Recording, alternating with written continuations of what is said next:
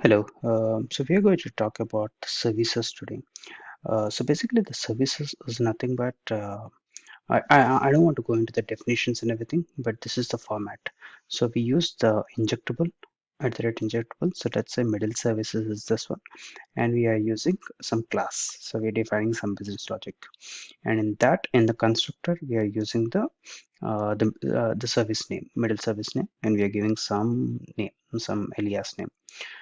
Basically, what we have to do it and whatever the function we are using, just this dot the service name.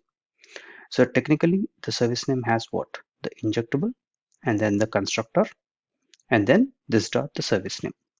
So that's basically the service for syntax. And in terms of, for example, let's say there's another service. So for example, export class hero service. Again, the business logic, whatever you have written, whatever. And in the constructor you have written, for example, the backend, and you have written as backend some alias name, and logger you have written as some alias name, again logger. And in the get heroes method, what you are doing, the same concept, this dot the backend, this dot logger, and this dot heroes, whatever heroes we have written, and dot push or whatever the business logic again. The last thing what you have to do is, so technically, you know that service is nothing that it is supposed to do some clear task or action. We'll go to the definition later. The only point you have to remember is again dependency injection, create services, ng generate service, and all those blah blah blah.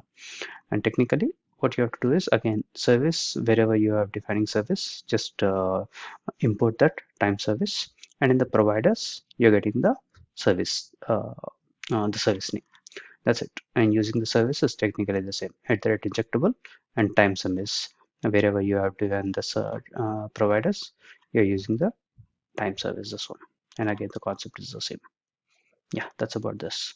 Again, in the constructor, you're using the time service. Again, this dot, the service name. That is the this dot time service. That's it. Thanks.